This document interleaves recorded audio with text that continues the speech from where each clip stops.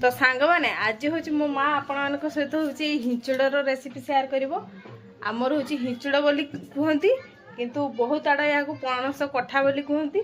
तो ये आज मो माँ गोटे तरकारी माने झोल तैयारी करूँ झोल करूँ तो ना कषा करूँ हौ।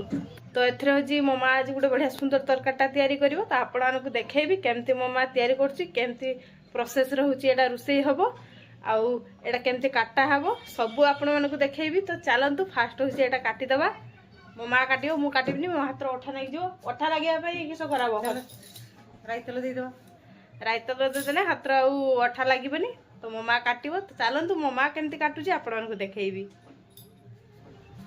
तो एबे हूँ मो माँ ता जंत्रपाति का धरिकी पूरा बसीगला काटे बोली से रहा पनखी आठ रहा हिंचुड़। तो तेल मो माँ ए फास्ट हूँ हाथ में दे दूची आपण मैंने भी एमती हूँ सोरिष तेल हाथ में देदेवे देन आउ अठा लगनी हाथ में।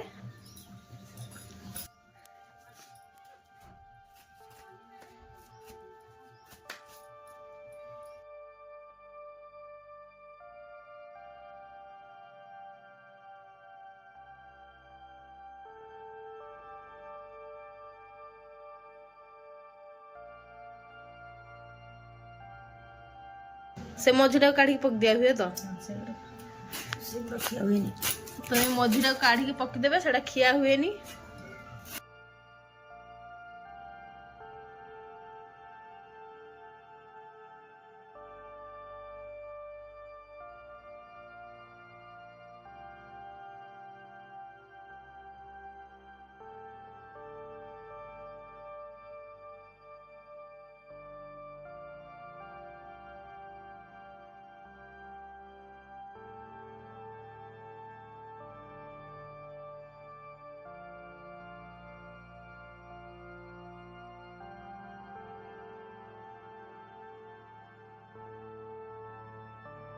तो सांग मैंने ये हूँ पणस कठा ये काटा सरी एमती साइज रे आपण मैंने सब काटिदेवे बेसी बड़ करेनि कि बेसी छोट करेनि एमती मीडियम साइज रे काटिदेवे।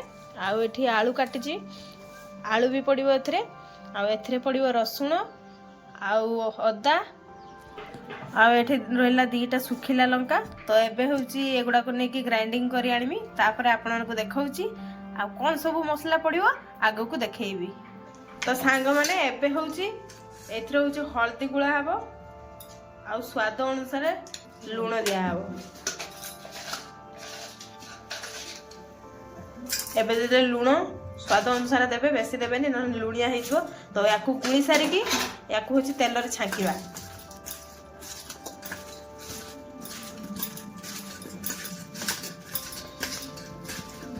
तो एठी आलू रे भी हल्दी लूण दे दिया हेची ताकू गुळी देकी सब दीटा सारा को तेल रे छांका हबो। तो ये हूँ गैस रे ममा कढ़ा बसई देती कढ़ा गरम हो गलानी एबे तेल ममा ढाल दे सारानी एबे हूँ छाणीबा।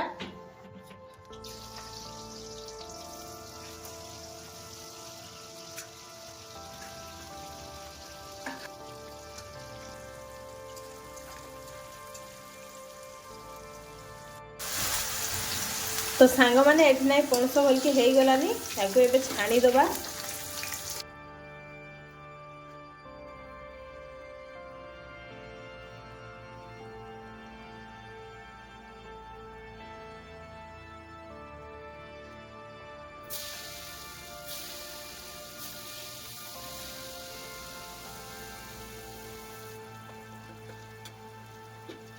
तो सांग माने एबे एठी आलू आ पणस होची छणा सरी एबे होची मसला कसिबा।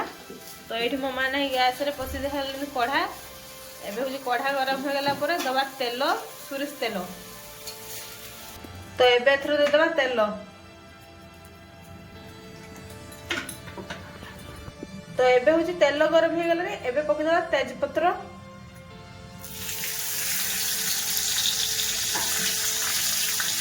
एबे होची पकिया पियाज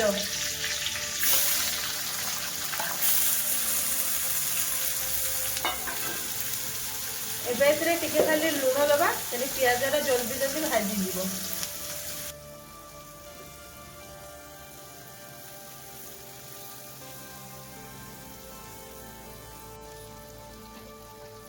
तो एबे होची पियाज भलकी भाजी छी एबे पके दबा अदा रसुन पेस्ट।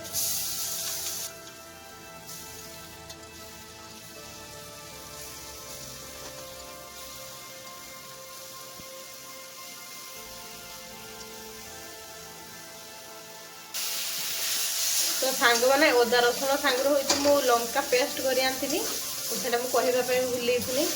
तो एथरे अदा रसुन और लंका तीनटा जाको पेस्ट करके पकाई। एबे होची मसला पानी दे दवा।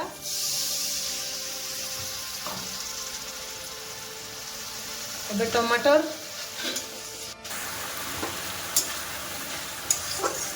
तो एबे होची मसला को भलकी कसिबा।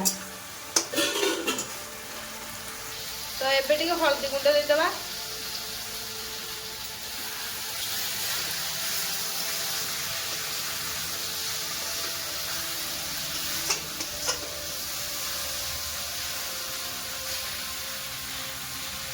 दे देवा गरम मसला और धनिया पत्र।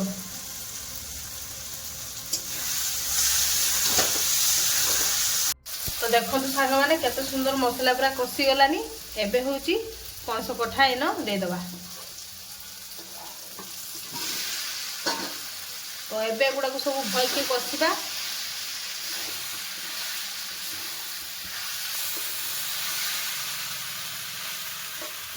तो एबे टिके लूण दे दवा।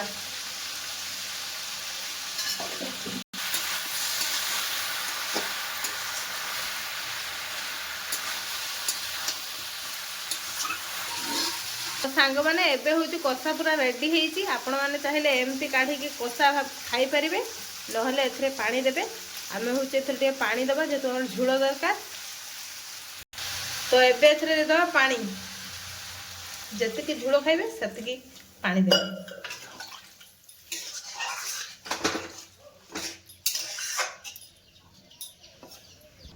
तो सांग माने एबे होची लास्ट रे पके देबे टिके गरम मसला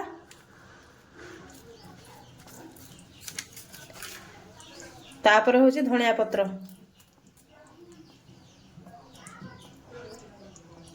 तो एबे होची हम तरकारी पूरा रेडी हेची। तो एमती जाइए आपण मैंने घरे प्रस्तुत करके खातु आ कमेंट करके कहतु केमिति लागिला। आज रेसिपीटा जदि आपको भल लगी तेज मो भिडियो टी लाइक करेंगे समस्त शेयर करेंगे आ मो चैनल टी सब्सक्राइब करेंगे। तो सांग मैंने रोची नमस्कार। जय जगन्नाथ।